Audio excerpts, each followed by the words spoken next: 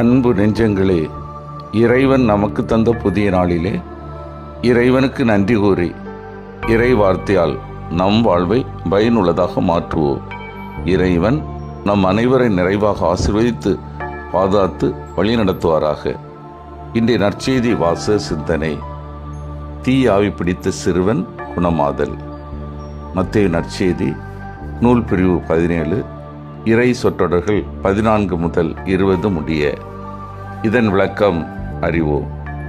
இயேசுவின் உருமாற்றத்தை தொடர்ந்து நடந்த இந்நிகழ்ச்சி மார்க்கு, மத்தேயு, லூக்கா மூவரும் உரையில் சேர்க்கின்றன. இயேசு உருமாறினார் என்பது வெறும் கற்பனை இல்லை என்பதற்கு இது ஒரு ஆதாரம். சிறுவன் குணமாக்கப்படும் இந்நிகழ்வை மார்க் விளக்கமாக உரைக்கிறார்.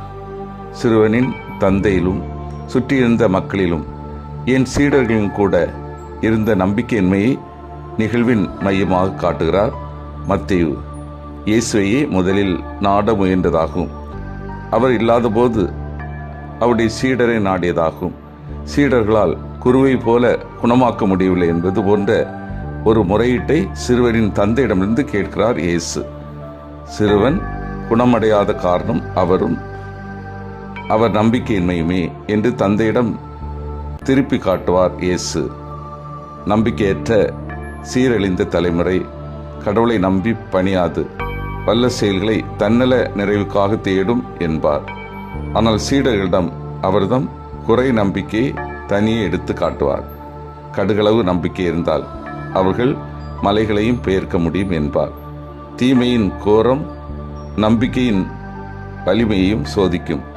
ஆகவே சீடர்கள் தங்கள் நம்பிக்கையை ஜெபத்திலும் நோன்பிலும் உறுதிப்படுத்திக் கொள்வார்கள்.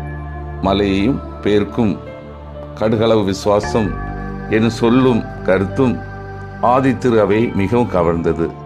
துன்பப்பட்ட தன் சமூகத்திற்கு பெருந்துணையாக இச்சொல்லை வைக்கிறார் மத்தேயு.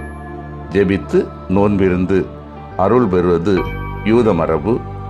இன்றும் சட்டத்தை பின்பற்ற மற்றும் ஜெபித்து நோன்பிருந்து அவ்வருளை பகிர்ந்து கொள்ளுதல் வேண்டும். வலிப்பு நோயால் துன்பப்பட்ட ஒருவரை இயேசு சீடரால் குணப்படுத்த முடியவில்லை.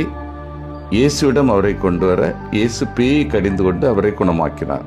சீடர்கள் அதை ஏன் எங்களால் ஓட்ட முடியவில்லை என்று கேட்கிறார்கள்.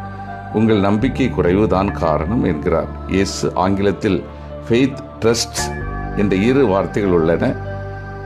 2 வார்த்தைகளையும் தமிழில் நம்பிக்கை என்றுதான் மொழிபெயர்ப்போம். ட்ரஸ்ட் என்ற வார்த்தைக்கு சற்று ஆழ்ந்த பொருள் உண்டு. அதாவது நம்பிக்கையை ஒருவரிடம் ஒப்படைத்தல் என்று பொருள். சீடர்களுக்கு நம்பிக்கையில் இந்த ஒப்படைத்தல் இல்லாமல் போயிற்று. அதனால்தான் இயேசுவை போல குணமாக்க முடியவில்லை. ஒரு தாய் தன் குழந்தையை நம்பிக்கை உள்ளவரிடம்தான் ஒப்படைப்பாள். குடும்பங்களில் ஒருவரை நம்பி பொறுப்புகளை பகிர்ந்து கொள்ள வேண்டும். அப்போது புதுமைகள் நடக்கும். சிந்தித்து தியானித்து செயல்படுவோம். என்னிடம் ஆழமான இறை நம்பிக்கை உள்ளதா? நான் ஜெப வாழ்விலே முழு ஈடுபாடு கொள்கின்றேனா? நான் இறைபணியை மிக ஆர்வத்தோடும் ஜெபம் நோன்பிருந்து முழு ஈடுபாடோடும் பங்கேற்கின்றேனா? மன்றாடுவோமாக. வல்லமிக்க இறைவா, நாங்கள் அனைவரும் ஆழமான இறை நம்பிக்கையில் வளரவும் எங்களை ஜெப வாழ்விலே முழு ஈடுபாடு கொள்ளவும் நாங்கள் இறைபணி மிக ஆர்வத்தோடும் ஜெபம் நோன்பிருந்து முழுமையான ஈடுபாட்டோடும் பங்கேற்க வரம் தாரும். ஆமீன்.